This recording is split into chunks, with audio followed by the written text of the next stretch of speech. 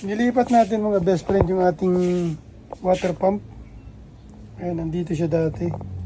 Ito yung water storage natin kasi kailangan ng may water storage dito kasi mahina yung tubig dito sa amin. Ang main reason kaya nilipat natin dun dito. Ayan, nasa baba na. Kasi may pahina yung tubig. Tapos ito na yung gagamitin natin. Yung stainless storage. Ito, super tank. 1,000 liters siya. So, hindi ko na lang na-video kanina. Tapos yung ito, yan, nag-installation tayo. Galing dun sa main. Dati yung installation ng main ko is nandun sa kabila. Nandun siya. Nilipat natin dito. Ito kanina pa ako nag-iipon ng tubig. Ito na yung labon niya.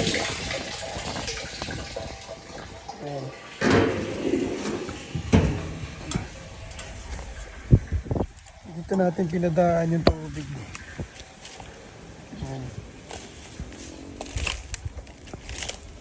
Dito tayo kumuha ng source.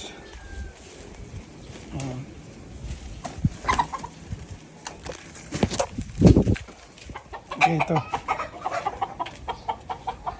Dito tayo kumuha. Ilagyan natin ng gate valve. Case magka-problema, yan, sasara lang natin yun dito.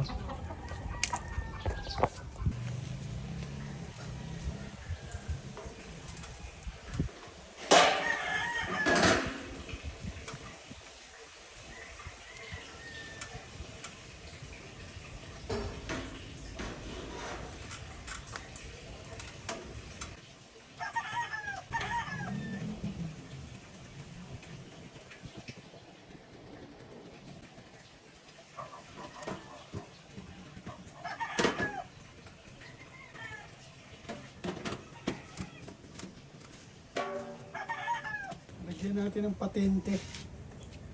Yung ano niya, yung pinakang elbow niya para in case na tumulo, madaling ano, tanggalin, madaling i-repair.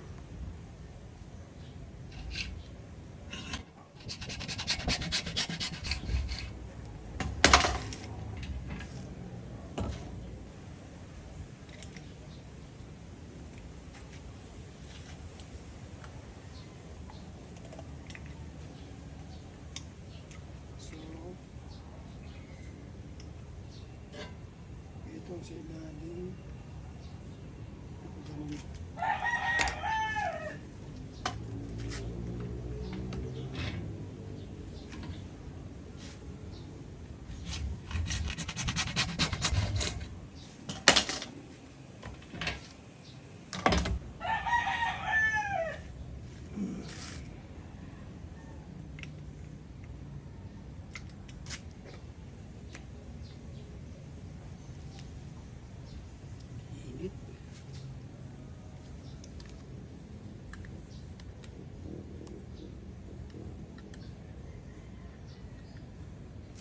Kinamay na natin, mapapanis to.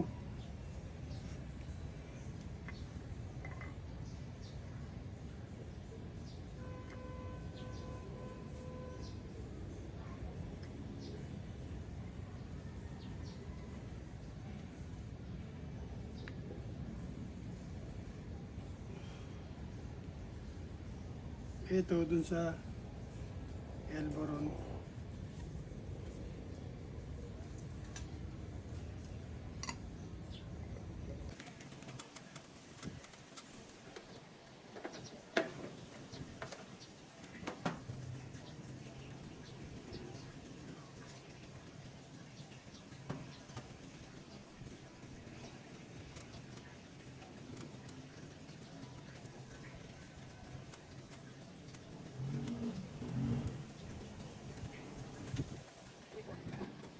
Okay. Ito naman doon sa pump natin, yung papunta doon sa tangke, storage tank natin.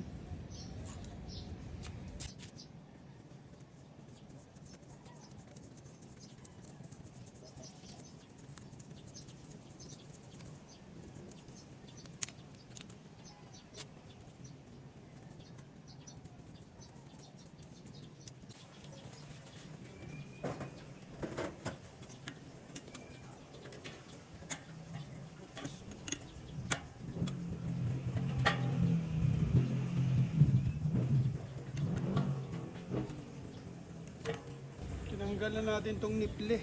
Naku, ang dumi.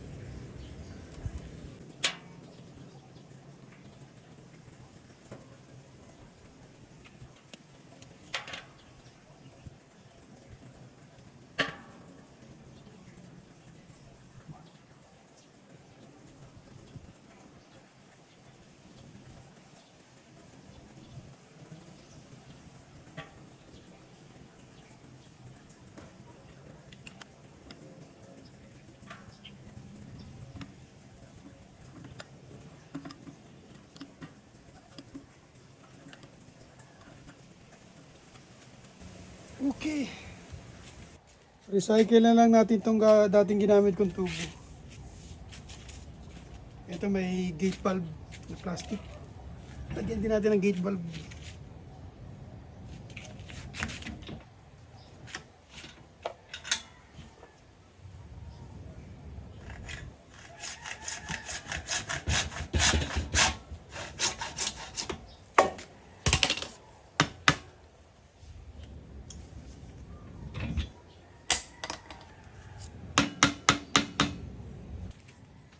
Lagyan natin ng coupling kasi kinapos. Ito yung putol eh. Lagyan natin siya ng coupling. Coupling din na 3/4.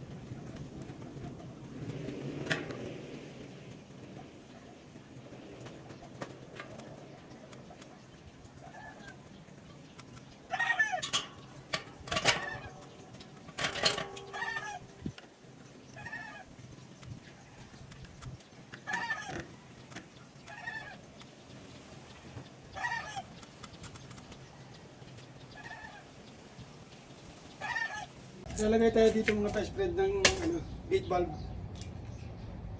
Para pag sobrang lakas ng pressure, medyo natin makontrol dito. Kasi minsan yung floater nagmamalfunction kasi malakas yung pressure.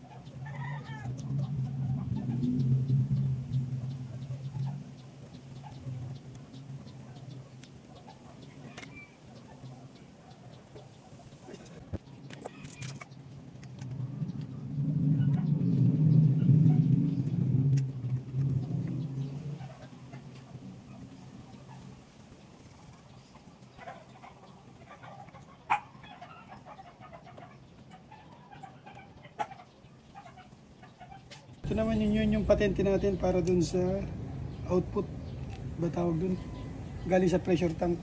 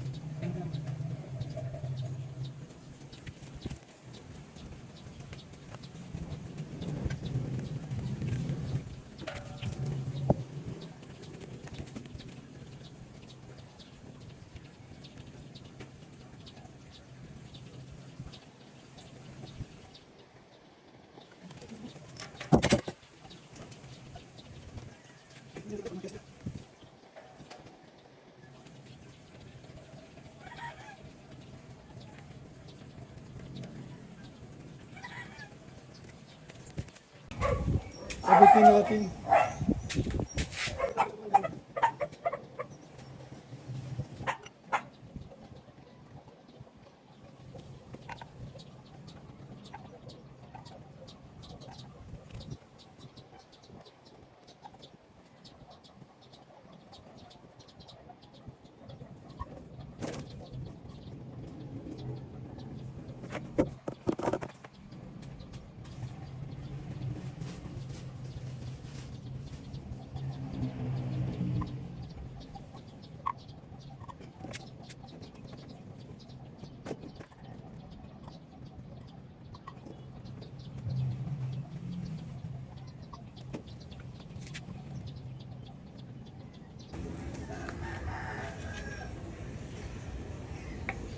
Lagyan natin yung drain plug.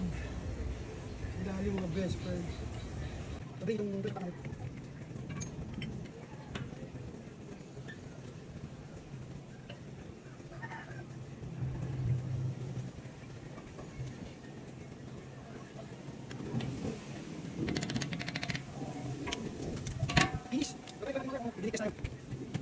Ayan, nakikabit na natin lahat. Yung mga connection, lahat. Galing sa main ng tubig. Papunta ng storage. Tapos, itong ating pressure tank. Itong water pump natin. Ayan, kabitan natin. Papunta rito. Dilik test lang natin. Nakabit na natin. Pag wala na siyang leak, saka natin ibabaon dito. Ito. Okay na. Tatry na lang mamaya. Sana walang tulo. Para hindi ako magulit. Babaon natin mga best friend itong tubo. Yan dito. Ang tubo natin. Babaon natin dito. Babayin natin.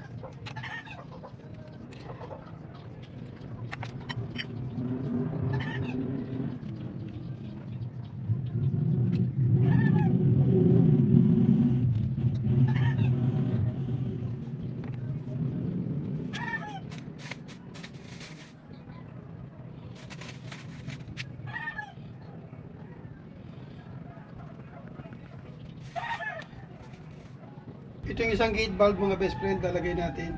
Papunta dun sa filter namin sa inumin. Tapos ito, yung dun sa apat na drum sa taas.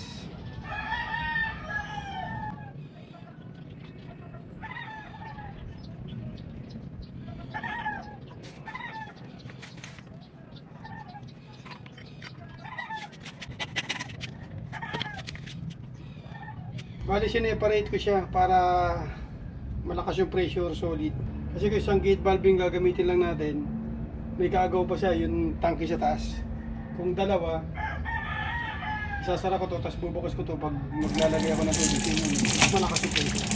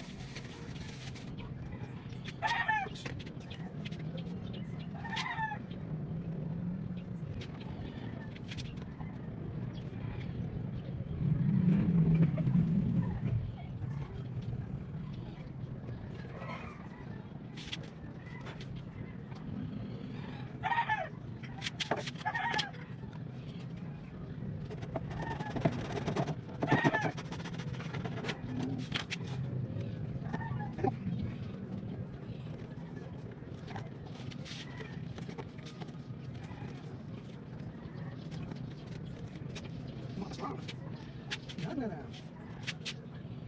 Strong.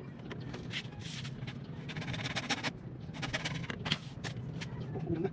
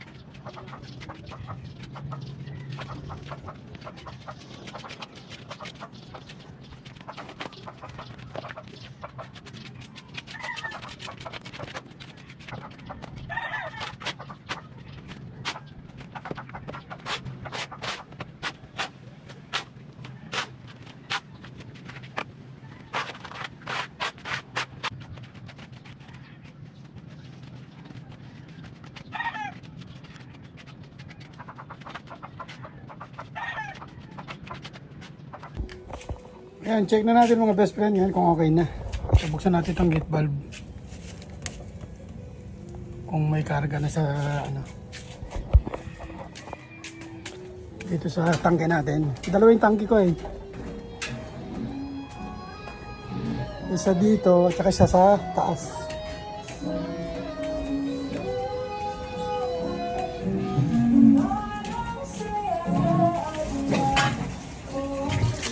Ito, nagkakarga na. Okay na siya. Yung sa taas naman, tingnan natin.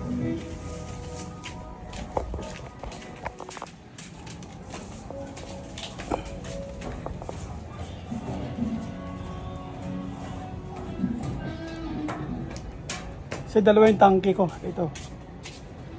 2 drum.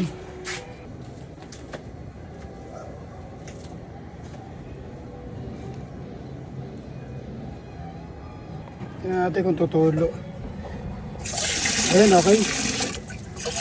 Malakas naman yung pressure. Alright. Check naman natin yung ating pump. Ayan, okay. So, nilagyan ko ito ng plastic. Paulan eh. Ayan. Hindi pa natatapos gawin yung bubong. Pero okay na. Tapos itong ating storage tank. Walang tulo ngayon. Ah, hindi. Punong-puno. Ito yung ating storage tank. 1,000 liters siya. So, pag may tubig, tutulo siya kasi may floater. Magkakarga siya. So, ngayon ay puno siya. Okay. So, hindi na tayo mawawalan basta-basta ng tubig kasi marami to. 1,000 liters.